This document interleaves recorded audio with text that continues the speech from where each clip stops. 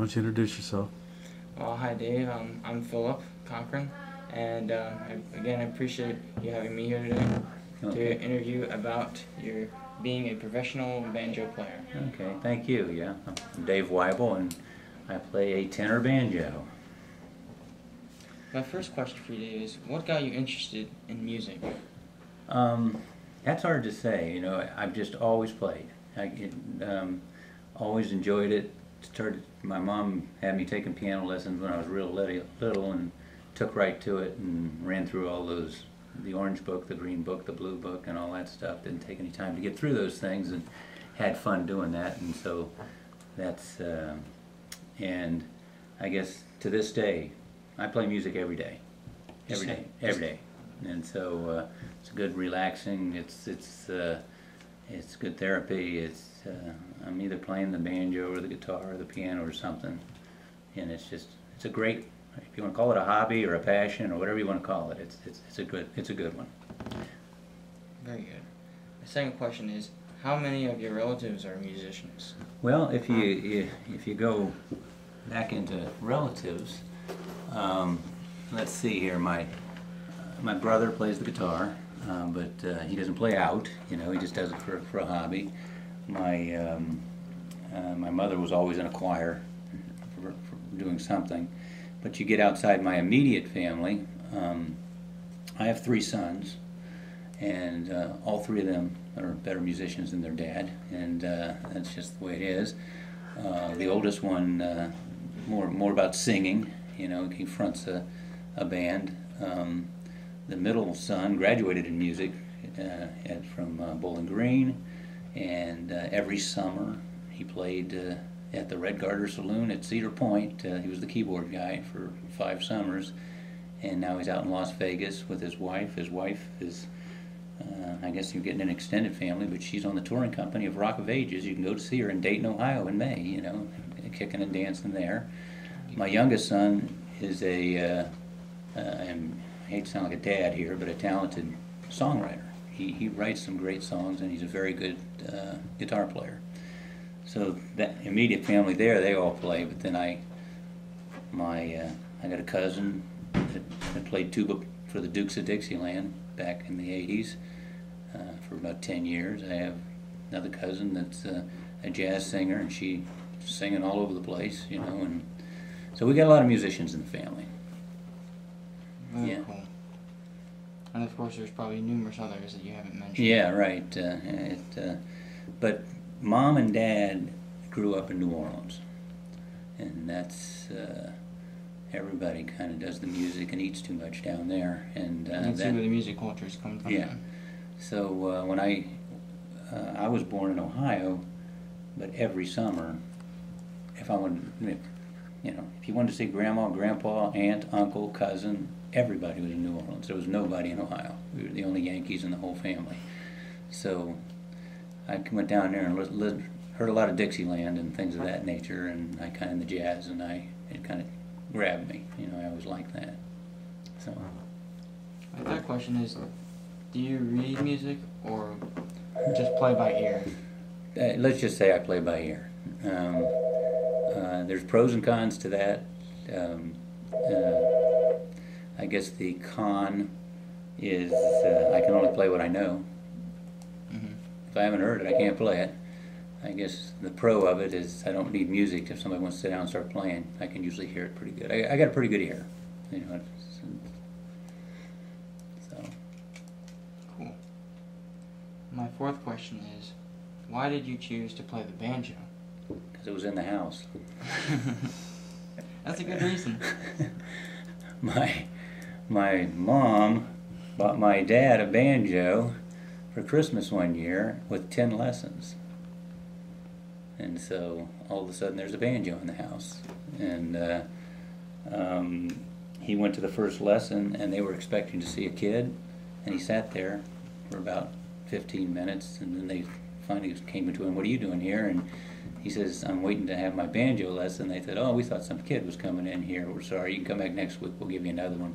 Well, that made him mad, and he never went back. So all of a sudden we got a banjo in the house with 10 lessons attached to it. So I took advantage of it. And That's basically how I. And I do like the banjo. I mean, I probably liked it back then, didn't really know it, but you now, just started playing it. Yeah, playing it, and again, it was easy for me. That's the way it was. It's my ear. I can hear it, and I'd go to the lessons, and the guy would want to teach me a chord or a song, and he said, "I think we ought to learn this song," and then I just start playing it. It just was.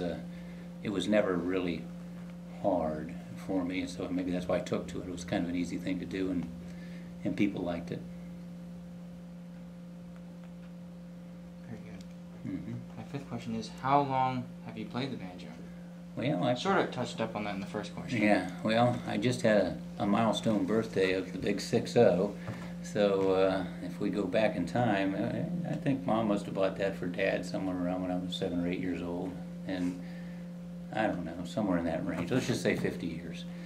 You'd think I'd be good at it by now, Wow. And so. Kind of good. Wow. A little question outside. How long out of those years have you been playing professionally? Well, my first paying gig, well, like I told you, we used to go to New Orleans a lot. Mm-hmm. Yes. And my cousins and their friends, they all played music, and one time we were going there for Christmas and New Year's to see the family. And they, by the way, I used to be an engineer, and so all the musicians friends I have in New Orleans, they call me Slide Rule, for short, Slide for short. So Slide Rule. Slide Rule, you don't even know what that is. It's pre-calculator. I do not. It's pre-calculator days. That's what engineers used to use to do math.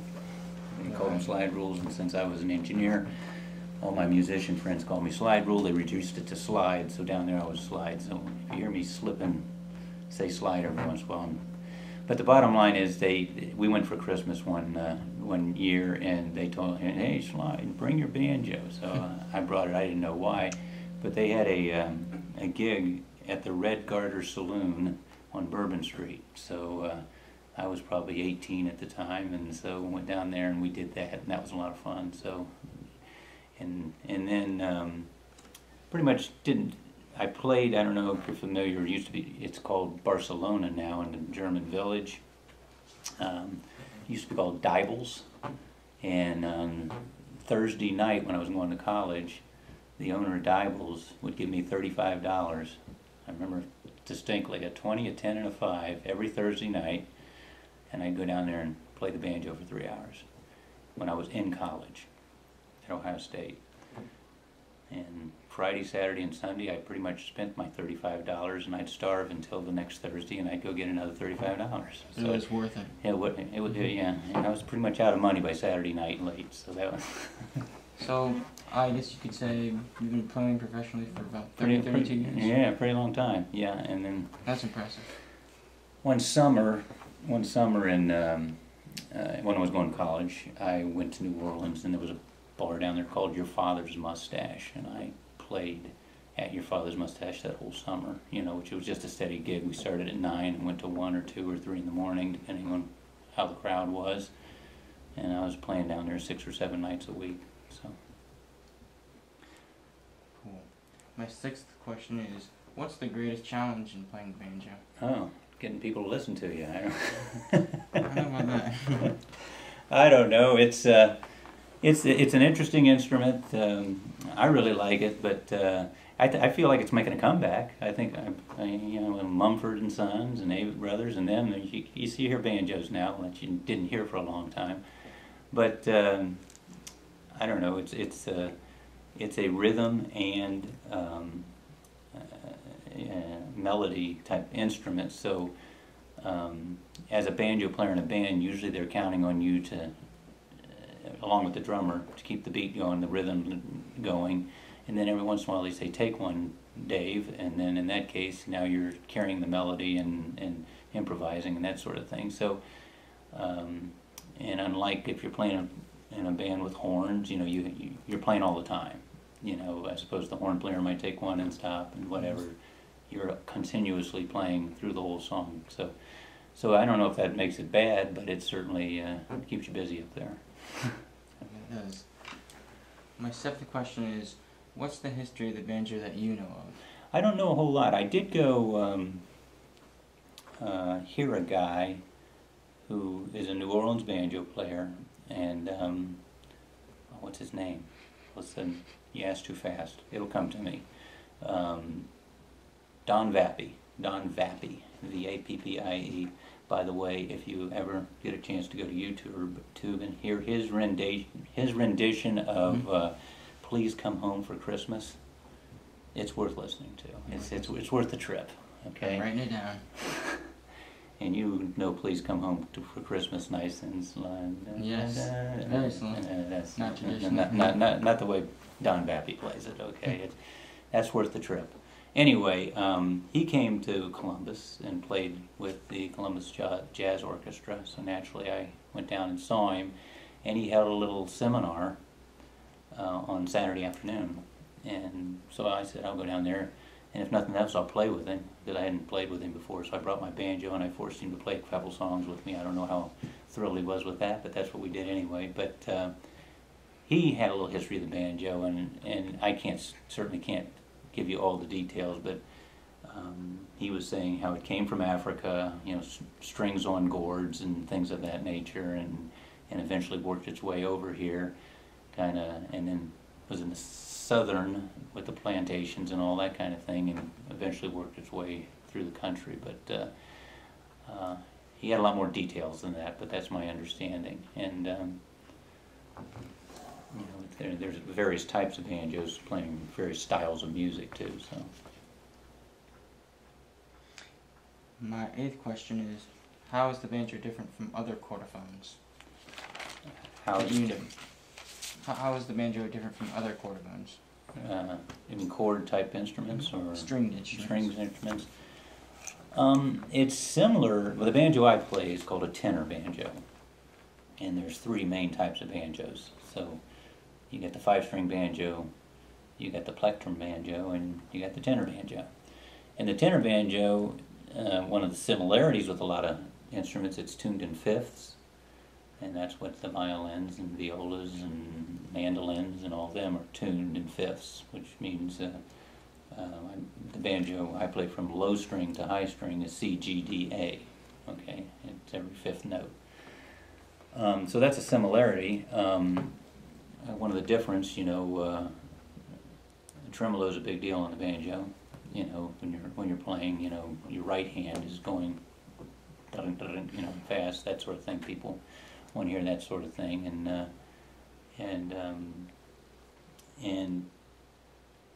my style of playing tends to be always playing a chord with the melody, as opposed to single string picking. So that's just kind of the way I do it. And a lot of that comes from sometimes you're in a smaller band, and if I'm the only chord instrument, and they say take one, Dave, and I start single string picking, then there's no chords, there's nothing going on. So I have to do the chords, and so a lot of times if you're in an orchestra or something like that, or a bigger band, you've got other instruments making the chords and things like that, and you can do more single string, but that's just never been the way I did it. So my 9th question is, what is your favorite genre? Dixieland. It's I still like it. There's I think 3 of us left. So it is Dixieland. Okay. Why is it? Why is that your favorite? You know, it's probably a youth thing. I used to hear it in New Orleans when I was a kid. I thought Louis Armstrong was just the best, you know, and I just, you know, just never lost it, you know. It's a good upbeat feeling, toe tapping music, you know. My 10th question is, which type of music do you play the most often? I usually playing the banjo, and it is a challenge right now because I am trying to play some more modern songs, you know, songs that younger people would even recognize, type of thing, you know. So we're trying to, I don't know if this is a word, Dixielandize some of the more modern music, you know, but that's what we have to, you know. Dixielandize. Yeah, I think I made that word up, but you know, in other words, you got a song that's not Dixie, but then we decided we're going to play it, so we make it Dixie sound with it, even though it's not originally that way, you know. How did you start playing? Basically picked it up, yeah, and they had the book, you know, and then took those 10 lessons, and it was off and running. What's your favorite? What is your motivation to be a musician? It's in my opinion, it's just something. It's a lifelong happy place. You know, it's just, I don't know what else to say other than, I mean, if I decided today, in 2 years, I want to be a better guitar player, even at my advanced age, in 2 years I could be a better guitar player.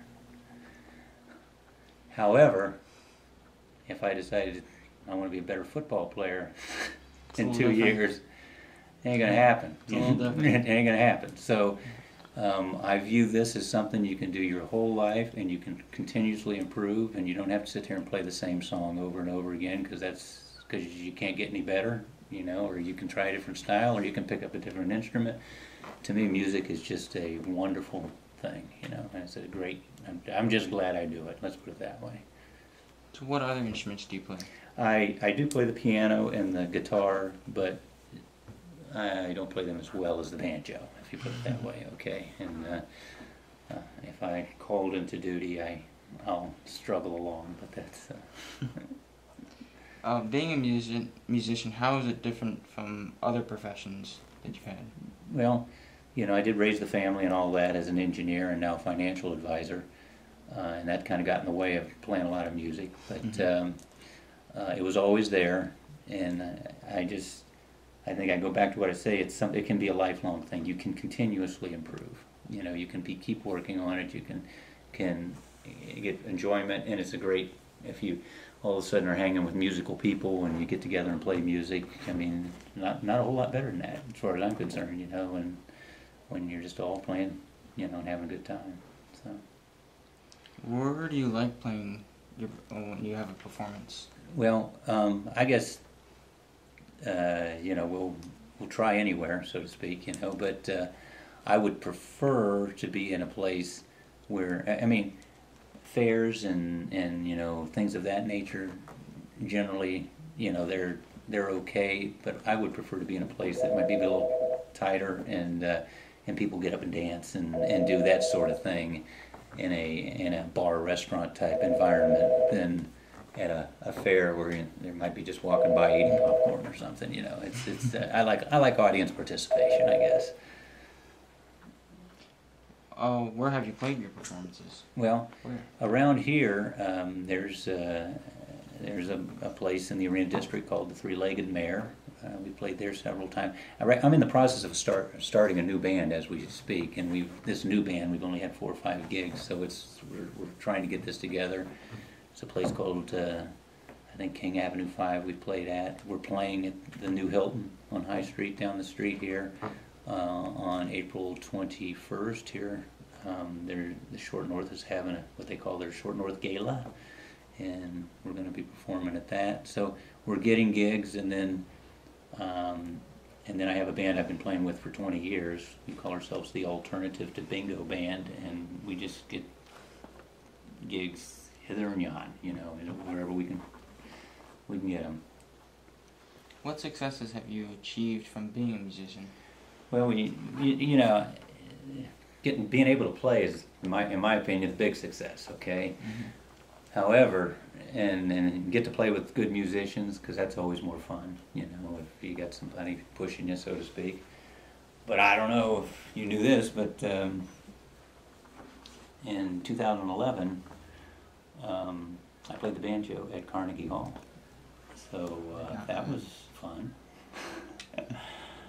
And they got a group of about 35 banjo players from all over the United States and Europe. I was the only guy from Ohio, and all of a sudden I'm backstage at Carnegie Hall going, I don't know how this happened, but I'm just happy to be here. And I mean, it was like I'm standing there going, I wonder who stood right here before. You know, I'll bet Louis Armstrong stood right here. You know, I was kind of in awe when we were out there playing and I was doing my little thing. It was just playing the banjo, you know, and it was a nice audience.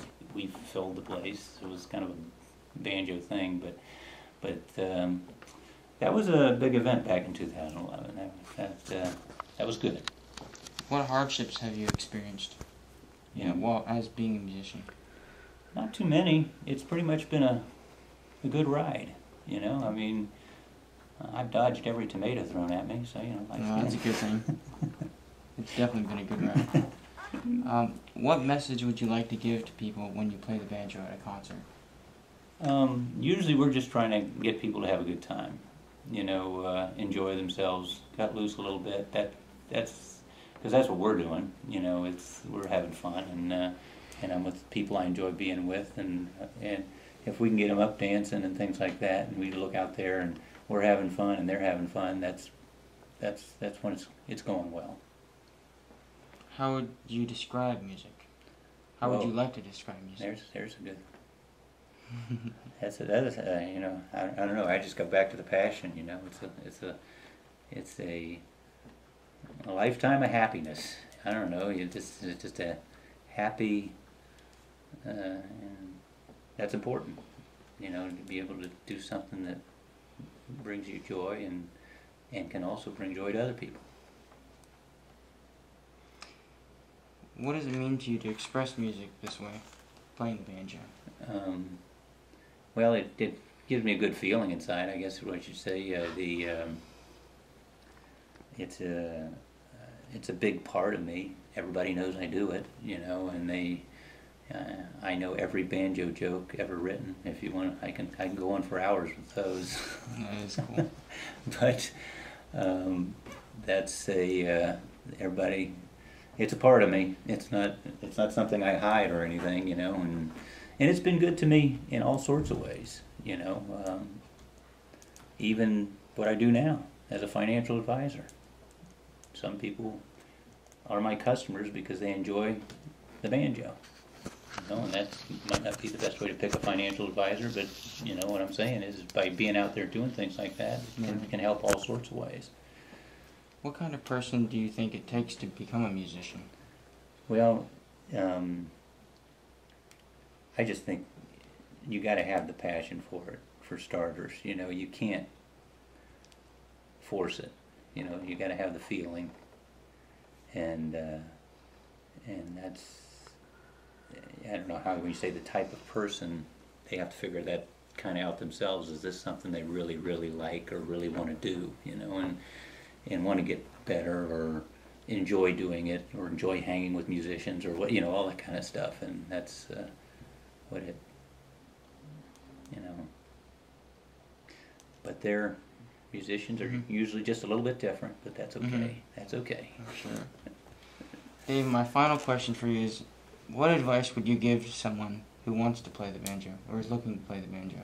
Well, you know, it's my advice would be, first off, see if you can find somebody to give you some lessons, you know, and go from there. And the key thing is learn to play the instrument. You know, some people come to me and say, I want to learn to play this song. And to me, that's, teach a song, you can learn to play the instrument, and then you do whatever you want with it. You know, you can learn your songs, but you got to learn the instrument. And I told you there's 3 types of banjos, each having their own little uniqueness about them. I mean, I play the tenor banjo, and that lends itself more towards Dixieland or Irish. Irish bands have banjos in them usually. I don't play Irish music, but if you go to hear an Irish band and they got a banjo up there, the odds are it's a tenor banjo. Now, if you like bluegrass, you know, you like that type of style of music, they got banjos in their band, but that's a 5-string banjo. So if you came to me and I taught you to play a tenor banjo, you wouldn't do real good in a bluegrass band. You know, you'd want to find somebody who can teach you the bluegrass.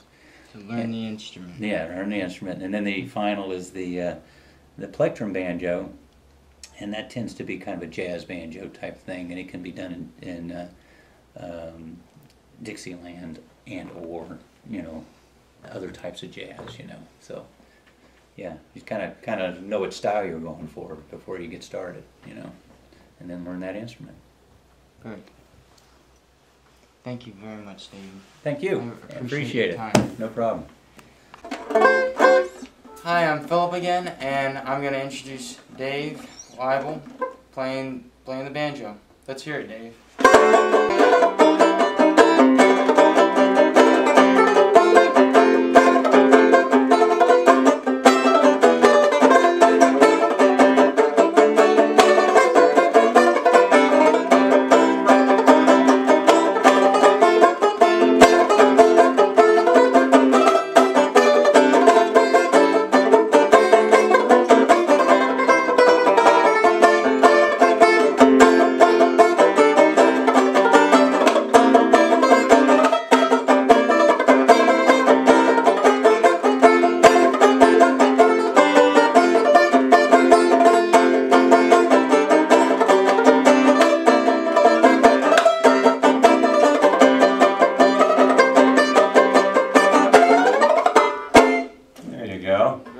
And you asked for.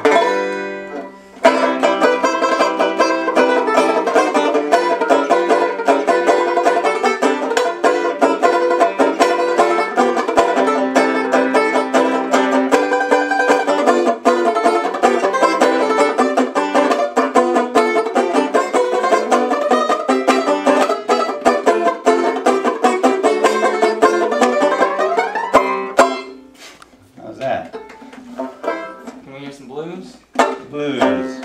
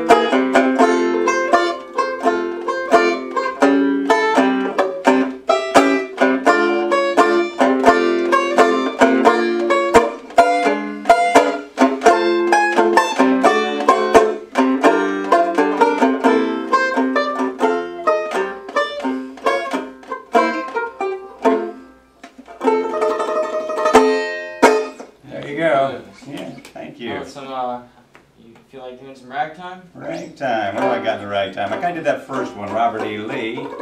But let's see. I'm trying to think of. It was really upbeat. Yeah. How about?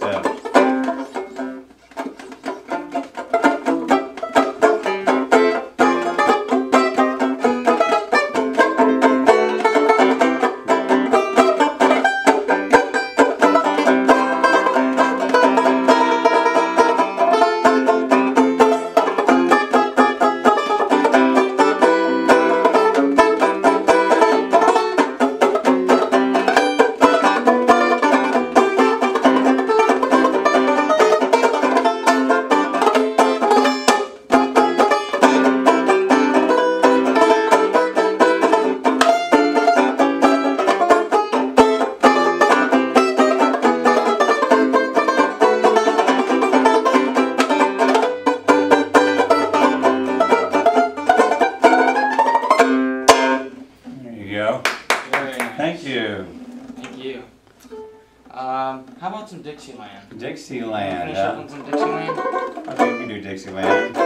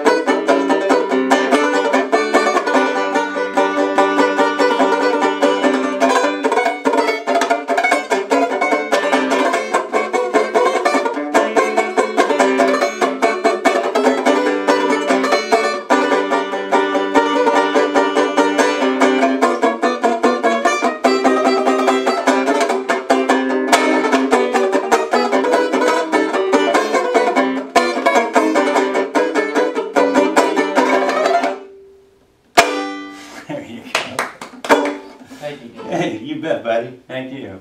I'm Phil.